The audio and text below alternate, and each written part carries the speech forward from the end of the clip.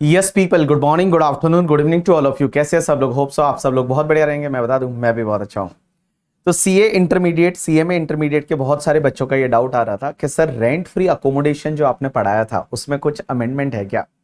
तो आपको जैसे एक मैंने एडेंडम का वीडियो शेयर किया था, तो उसमें मैंने आपको बताया था कि there is some amendment in the rent free accommodation, लेकिन रिवीजन लेक्चर में वो कवर नहीं हुआ था। तो मैं एक काम करता हूं, आज आपको 2-4 मिनट में ये रेंट फ्री अकोमोडेशन में क्या अमेंडमेंट है, क्योंकि एग्जाम जो आपका है मई नवंबर 2024 वाला जो एग्जाम है उसमें ये आने का चांस बन रहा है। तो चलिए, रेंट फ्री अकोमोडेशन जो है उसमें अमेंडमेंट क्या है वो मैं आपको बता दूं। तो पहले हम लोग क्या पढ़ते थे कि रेंट फ्री अकोमोडेशन मींस अपन हाउस फैसिलिटी बोलते थे। आपको रहने के लिए आपके एम्प्लॉयर ने घर दिया है तो आपके हाथ में टैक्सेबल कितना होगा।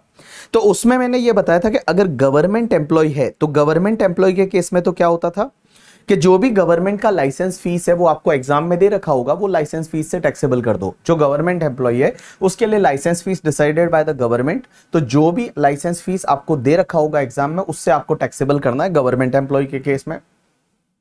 अदर एम्प्लॉय के केस में क्या करने का, तो अदर एम्प्लॉय के केस में आपको क्या करने का, दो पार्ट, कि वो हाउस ओन बाय एम्प्लॉयर है या फिर वो हायर्ड बाय एम्प्लॉयर है। तो हमने पहले क्या पढ़ा था, अगर ओन बाय एम्प्लॉयर है तो आप एक काम करिए, 7.5%, 10% और 15% ऑफ सैलरी ले लीजिए, और सैलरी में लेने का बीडीबी एसीएम। अब ये सैलरी में क्या आएगा बीडीबी एसीएम में वो अपन देखेंगे। अब एक बात समझना, अगर हायर बाय एम्प्लॉयर है तो 15% ऑफ सैलरी और higher charges paid by employer which ever is lower. लेकिन गाइस यहां पे 7.5% आपको तब लेने का जब पॉपुलेशन उस एरिया का अप टू 10 लाख है तो 7.5, अगर 10 लाख से लेके 25 लाख तक है तो 10%, और 25 लाख से ज्यादा का पॉपुलेशन है as per the last census तो आपको 15% लेने का। गाइस इस वाले पार्ट में अमेंडमेंट आया, और ये अमेंडमेंट एप्लीकेबल कब से हुआ है, आप यहां पे ये वाला अमेंडमेंट है। एक चीज ध्यान रखना, मैंने आपको उस लेक्चर में भी बताया था कि एक अमेंडमेंट आया है that is applicable from the 1st of September 2023। So with effect from 1st September 2023 से ये अमेंडमेंट आया है। 1st September 2023, ये डेट आपको याद रखनी पड़ेगी। और ये अमेंडमेंट क्या है कि अगर अब आपका जहां पे अगर आपको ओन बाय एम्प्लॉयर है वो वाला घर, तो ओन बाय एम्प्लॉयर है तो उस पर्टिकुलर केस में टैक्सेबल कितना होगा, 5%, 7.5% और 10% ऑफ द सैलरी। So 5%, 7.5% और 10% of the salary, that is the BDB ACM. अब एक चीज समझना, यहां पे 5% आपको तब लेने का जब उस एरिया का पॉपुलेशन अप टू 15 लाख है। 15 लाख से लेके और आपका 40 लाख तक है तो 7.5%, एंड गाइस 40 लाख से ज्यादा है तो 10%। अब एक और चीज समझना, अगर हायर बाय एम्प्लॉयर है तो 10% ऑफ सैलरी और higher charges paid by employer which ever is lower है उतना परक्यूजेट टैक्सेबल होगा। लेकिन गाइस ये अमेंडमेंट 1 सितंबर 2023 से आया है। तो अब आपका डाउट ये रहेगा कि सर एक बात बताओ, एग्जाम में अगर क्वेश्चन आ जाए तो हमको क्या फॉलो करना है? एग्जाम में अगर क्वेश्चन आ जाए तो हमको क्या फॉलो करना है? क्या हम ये पहले वाला फॉलो करें या फिर सर ये बाद वाला फॉलो करें? मींस अगर मैं बताऊं यहां पे क्या था 7.5%, 10%, 15%, यहां पे क्या है 5%, 7.5% एंड 10%।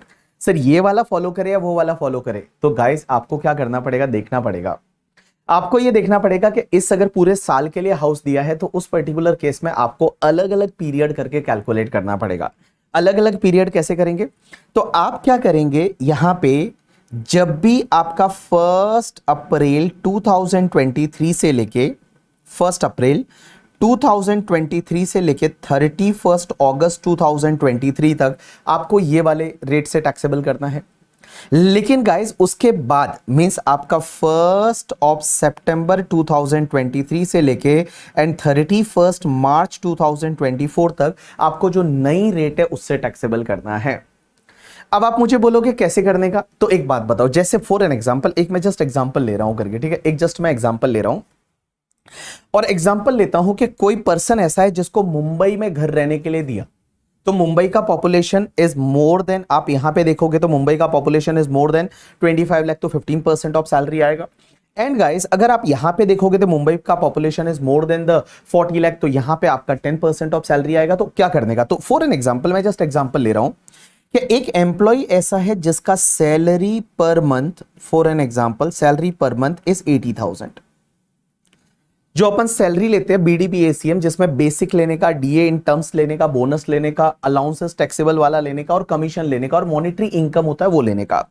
तो मान लो सैलरी पर मंथ 80,000 है, तो एक काम करना है आपको, यहां 80,000 मल्टीप्लाई बाय 5 मंथ का जो सैलरी आएगा, 80,000 मल्टीप्लाई बाय 5 मंथ, ये 5 मंथ कौन सा आपका, अप्रैल मई जून जुलाई एंड अगस्त, ये जो 5 मंथ है, 5 मंथ का आपका सैलरी कितना आएगा। तो आप एक काम करिए, 80,000 multiply by 5, it's comes to the 4 lakh, और ये जो 4 लाख का सैलरी आएगा, इस पे आप ले लीजिए 15% ऑफ सैलरी, इस पे आप ले लीजिए 15% ऑफ सैलरी, क्योंकि पहले जो था, अगर पॉपुलेशन आपका 25 लाख से ज्यादा है तो 15% ऑफ सैलरी लेते थे। अब एक बात समझना, इसके बाद वाले पे क्या होगा, तो गाइस आपका जो 80,000 पर मंथ का सैलरी है मल्टीप्लाई बाय 7 मंथ, तो 7 मंथ का सैलरी आया 80,000 multiply by 7 month, it's comes to the 5,60,000। तो 5,60,000 पे आपको लेना है 10%। 10% मुंबई में अगर घर दिया है और ओन बाय एम्प्लॉयर है तो 10% ऑफ सैलरी। तो आप कैसे करेंगे, ये जो आपका 4 लाख है मल्टीप्लाई बाय आपका 15%, तो आपका 60,000 परक्यूजिट का वैल्यू हो गया, एंड उसके बाद यहां 56,000 हो गया, तो आपका टोटल परक्यूजिट का वैल्यू हो जाएगा 60,000 plus 56,000, it's comes to the 1,16,000। इतना आपका परक्यूजिट का वैल्यू है, वो हो जाएगा। Hope so you understood. समझ में आया कि नहीं आया, आया समझ में आपको, करिए ठीक है। तो आपको ऐसा करने का है। तो अब होप सो आपको ये जो डाउट था क्लियर हो जाएगा, क्योंकि बहुत सारे बच्चों ने ये पूछा था कि सर क्या करने का हमको हाउस फैसिलिटी का। तो ये आपका क्लेरिफिकेशन है, ये ध्यान रखना, एग्जाम में आपको इससे रिलेटेड क्वेश्चन आ सकता है, जिसमें पूरे साल का सैलरी दे रखा होगा, आपको 5 मंथ और 7 मंथ का अलग अलग सैलरी करना है, और उसके बाद में आपको ये परक्यूजिट का वैल्यू है कितना टैक्सेबल होगा वो आपको कैलकुलेट करना है। अगर मान लो आपको इस एग्जाम्पल में एग्जाम में अगर ऐसा ही आ जाएगा 1 सितंबर के बाद में हाउस दिया है, तो बेटा आपको इसी रेट से टैक्सेबल करना पड़ेगा। अगर उससे पहले ही दिया था फॉर एन एग्जाम्पल 4-5 मंथ के लिए, तो आपको इन रेट से टैक्सेबल करना पड़ेगा। बट पूरे साल के लिए दिया है तो आपको फिर ये देखना पड़ेगा, पार्टली करना पड़ेगा कि अक्टूबर तक कितना होता है और अक्टूबर के बाद में कितना होता है। ठीक है, चलिए, तो ये एक छोटा सा क्लैरिफिकेशन था। Hope so you understood. Thank you.